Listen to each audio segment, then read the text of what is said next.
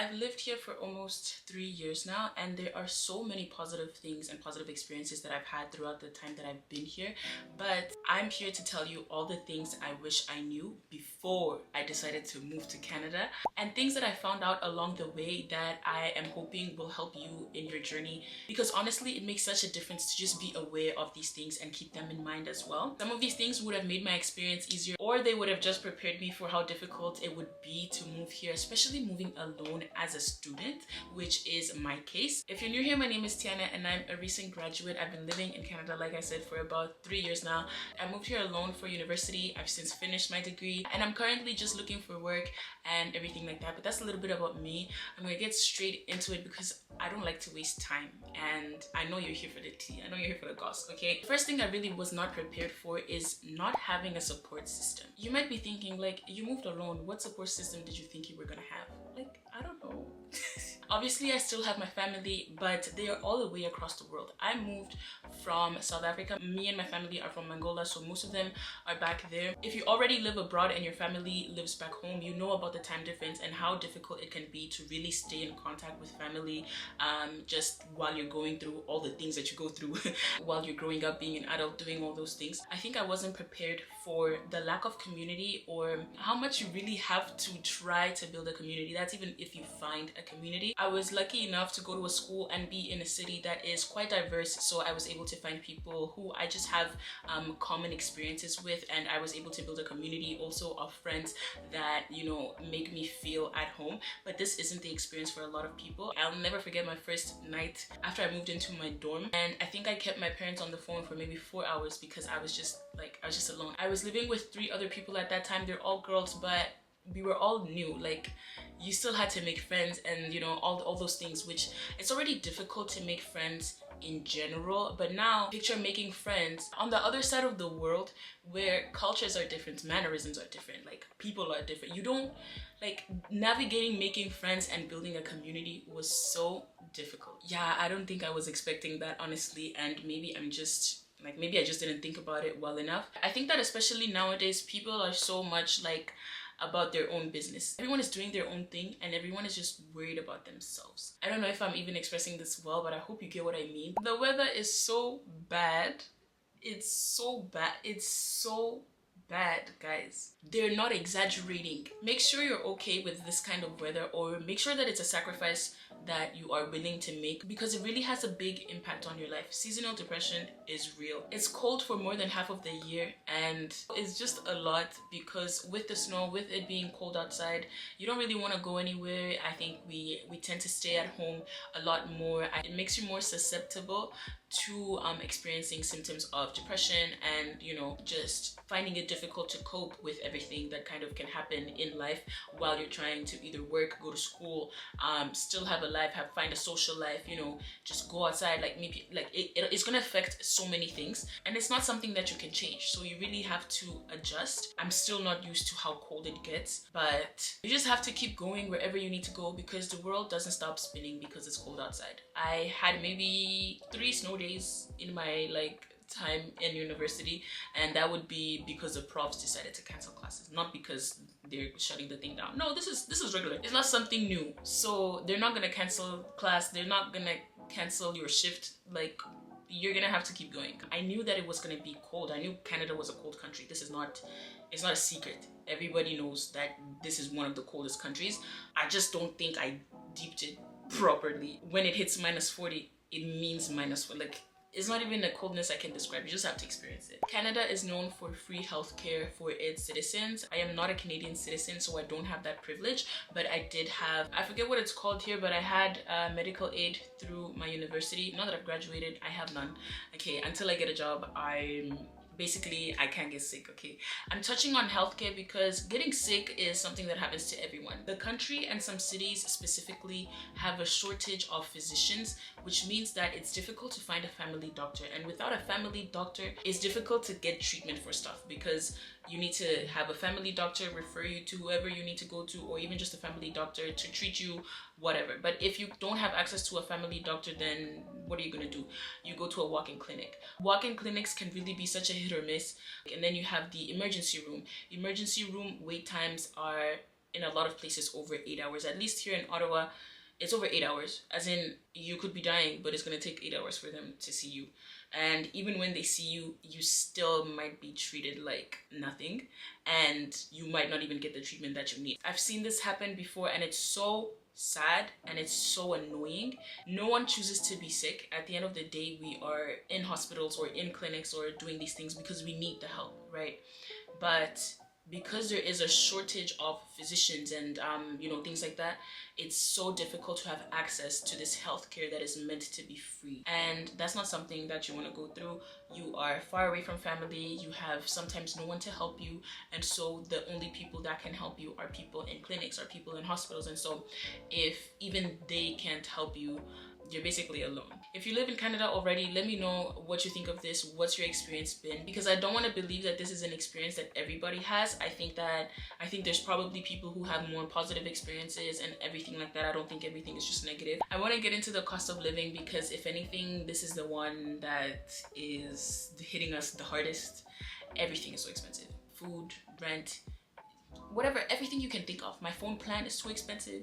I don't know if that's my fault. It's probably my fault. Maybe it's the way I shop. But anyway, in a month, I can spend $300 on food. And this is plus minus including like takeout and eating out and things like that, but also just groceries, right? Food is expensive. You really have to go out of your way to find places where it's more affordable. Takeout is obviously a luxury, but it's also really expensive. And for the food that you are getting, not worth it at all. Tuition as an international student is expensive. I don't think they do that by mistake. I was looking at a master's program at UBC. The price for Canadians or for permanent resident holders was about $7,000, and the price for international students was $109,000. I don't know what the percentage increase is on that, but it's a lot. And I'm not saying that the prices should be the same, but from 7,000 to 100K is insane. And so the only thing I can think of is that they don't want you to do it. Correct me if I'm wrong.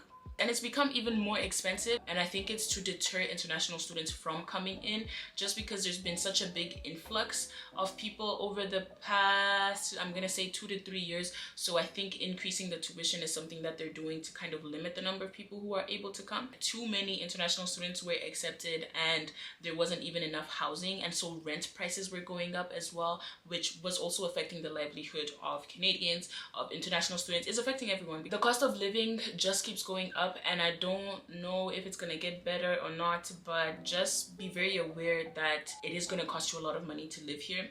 And if you plan on supporting yourself as a student, and let's say paying your tuition and your rent and taking care of all those things alone, don't do it. You're gonna go through so much, and you are going to struggle to keep up with your bills and keep up with tuition, keep up with work, keep up with school, just keep up with everything. You're gonna struggle so much. So when you apply for your study visa and you go and check how much they require you to have in your bank account and things like that, take it seriously. It used to be 10,000, but it's like 20,000 now. It's not by mistake that that number is there. Don't put yourself in a situation where you might struggle, especially if you're coming alone. If you're coming with family, I feel like it's a little bit of a different story because you kind of have that safety net, or you have those people around you to support you. But if you're coming alone and then you plan on taking on all of these financial responsibilities that you don't know if you're going to be able to keep up with, I don't know. Just really weigh your options, weigh your pros and cons. Make sure you do your research. Think about it a lot because it's really gonna affect your life. As a Black girl, doing your hair and just having maintenance, but hair especially, is so expensive. Oh my gosh. Just to do braids, I don't think you can ever be charged less than $100. You still need to buy braiding hair products. It becomes so expensive so quickly to maintain your hair, to the point where when I moved here, I didn't even know how to do cornrows. Within the first year, I learned how to do cornrows and I learned how to braid my hair so that I didn't have to pay to get my hair braided. Because realistically, if you get your hair braided, you know that within 2 weeks, it starts looking a little bit, fuzzy, whatever, but you keep it going.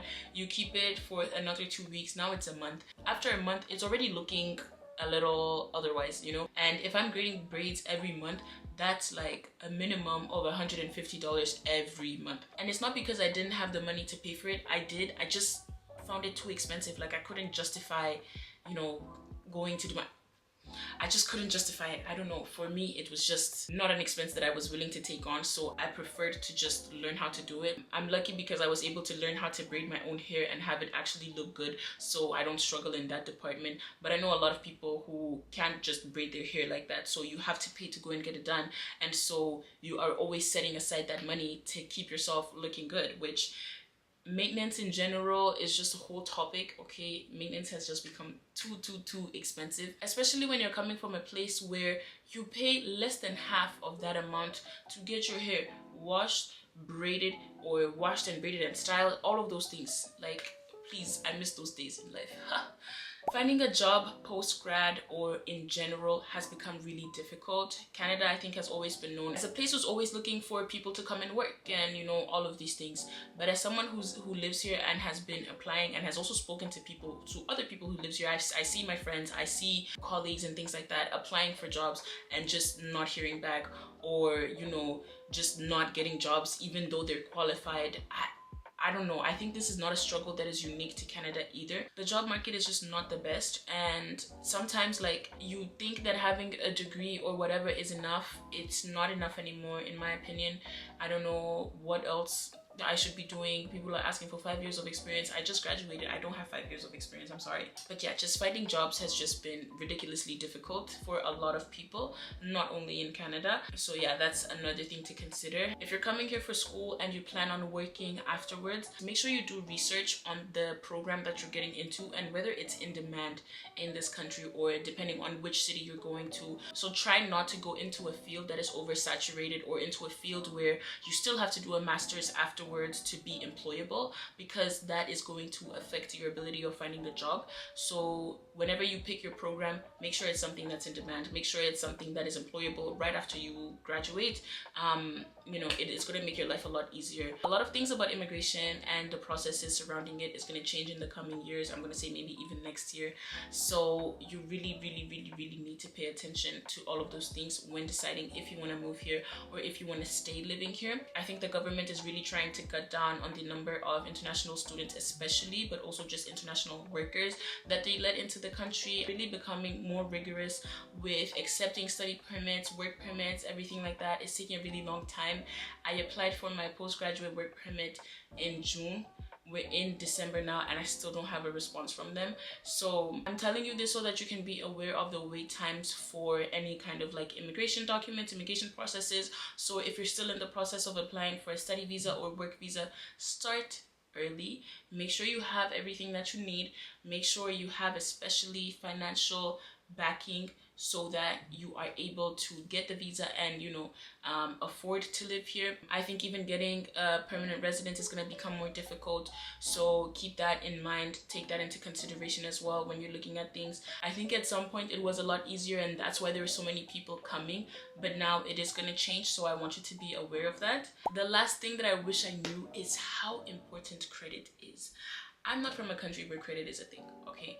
You either have the cash to pay for it or you don't. When I moved, like one does, I opened up a bank account and I remember the advisor lady was like, oh, do you want a credit card? And I was like, sure, I guess. You know, apparently building credit is like having credit is a good thing. You have to build your credit, blah blah blah blah.